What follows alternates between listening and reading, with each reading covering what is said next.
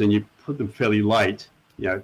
I'm just quoting scholarship. I don't date manuscripts. But so I guess my question is, so what is the significance? Like, if the actual earliest preserved manuscript we have is from the 3rd century, why is that a problem?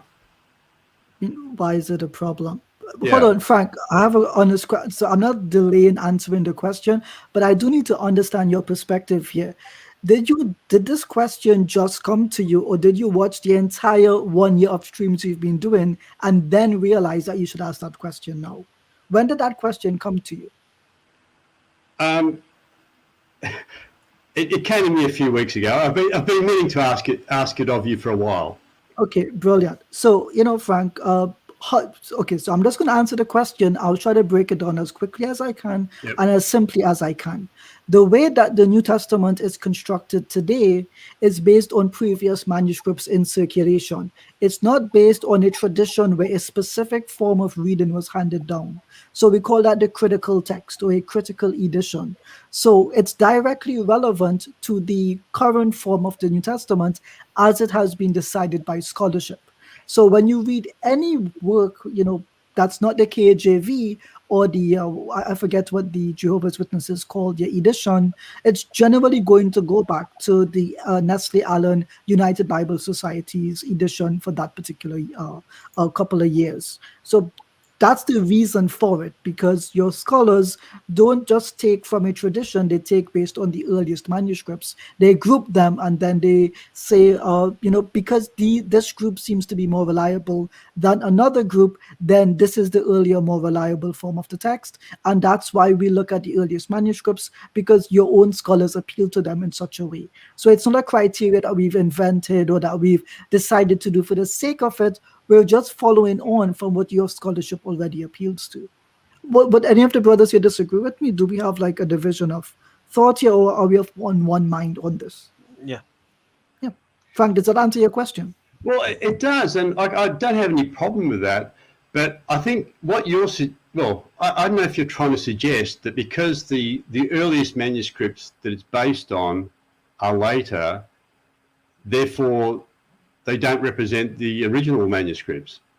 They're not representing the original. Well, how do you arrive at the opposite conclusion that they do represent the original? Yeah, that's not the first problem you have. Your Bible today doesn't match those manuscripts. That's the problem.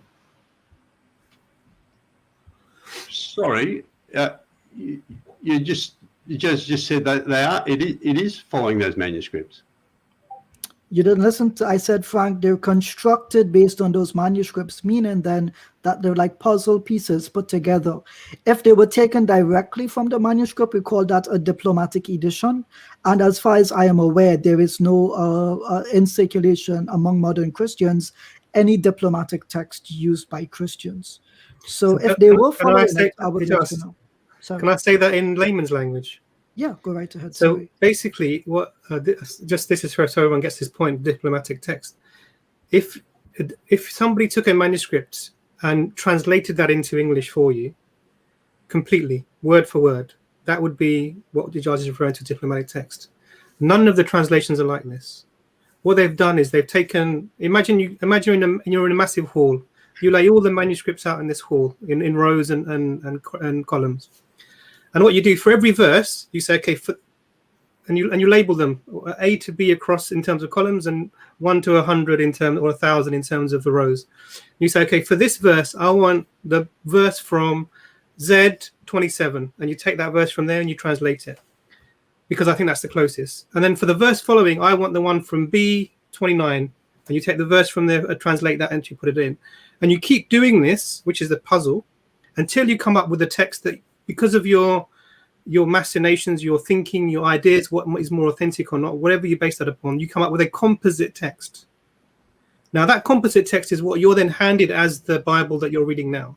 So not only is it not a manuscript translation directly, if you took any manuscript that you have, it would not match any of them in terms of translation directly, and that's a big problem. And that we're not even going backwards at all to look at the fact that you can't trace your manuscript evidence back further. So that's a really powerful point. I agree. What you've explained, you're 100% correct. It is put together as a puzzle. But the thing is, I don't see why that means why that's a bad thing, because like we acknowledge that when things were copied, like with